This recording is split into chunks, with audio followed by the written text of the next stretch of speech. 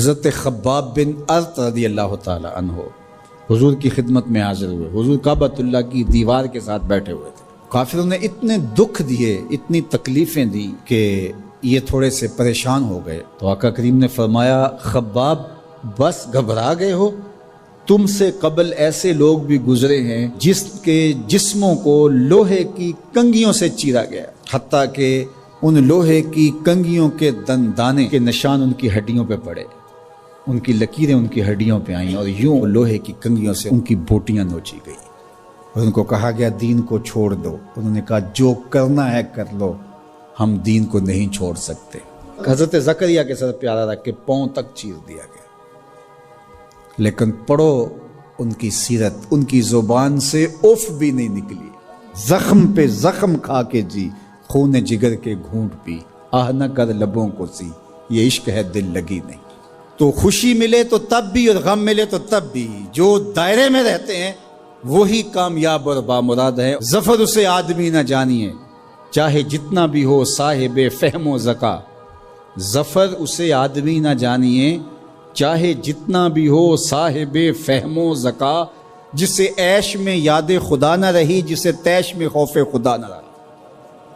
عیش کی زندگی ہو یا تیش کی زندگی ہو، خوشی کا موقع ہو یا مرحلہ غم ہو، امتحان میں یہ دیکھا جاتا ہے کہ کون سرخرو اور کامیاب ہوتا ہے. تو یہ زندگی امتحان گاہ ہے.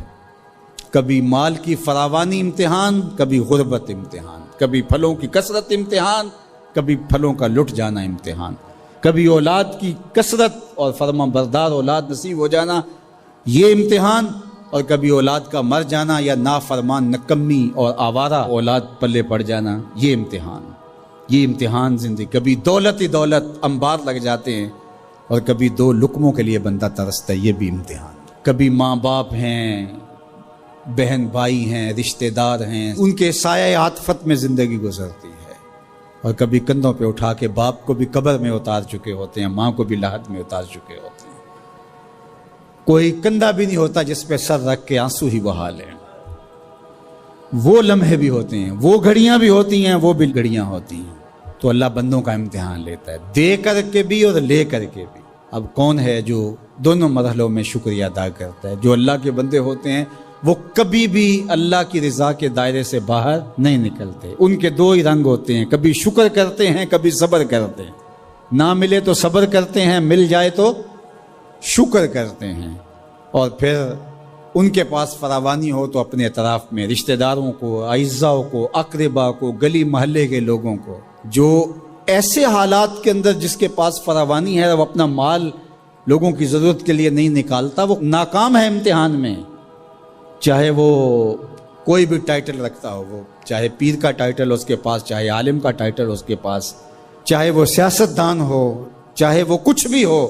اس مشکل وقت پر جو ضرورت مندوں کے کام نہیں آتا، اگر اس کے پاس گنجائش ہے تو وہ امتحان میں ناکام ہو گیا ہے. جو اللہ نے امتحان لیا اس میں ناکام ہو گیا.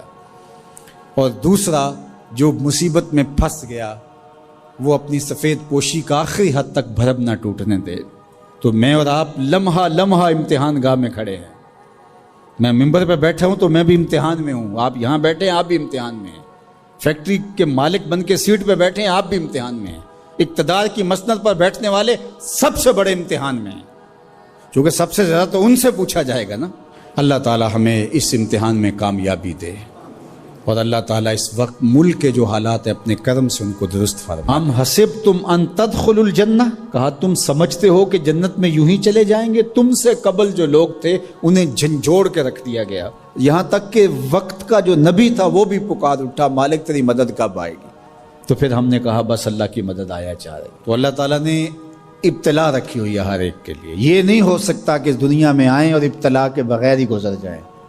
کوئی آدمی ایسے ہی گزر جائے، ایسے نہیں ہو سکتا. ابتلا سے اس کو گزرنا پڑے گا جیسے بھی گزرے. اللہ مال دے کے بھی آزماتا ہے اور غربت دے کے بھی آزماتا ہے. یہ دونوں آزمائشیں ہیں اس کی. کبھی صحت دے کے آزماتا ہے، کبھی بیماری دے کے آزماتا ہے، کبھی فراغت دے کے آزماتا ہے، کبھی مصروفیت سے آزماتا ہے، کبھی بھوک سے آزماتا ہے، کبھی انواع و اقسام کے کھانے فراواں دے دیتا ہے. اب آزمائش ہوتی ہے.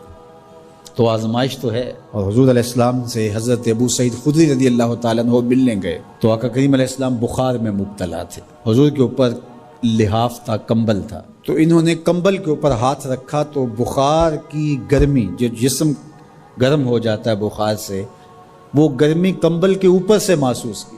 تو حضرت ابو سعید نے عرض کی یا رسول اللہ یہ کیا؟ فرمایا ہم کو تکلیفیں دوہری ملتی ہیں، اجر بھی دوہرا ملتا ہے۔ سب سے زیادہ تکلیفیں انبیاء کو آئی، سب سے زیادہ تکلیفیں نبیوں کو پہنچی ہیں، پھر جو نبیوں کے خاص لوگ، متبعین خاص، ان کی عادات کو اختیار کرنے والے۔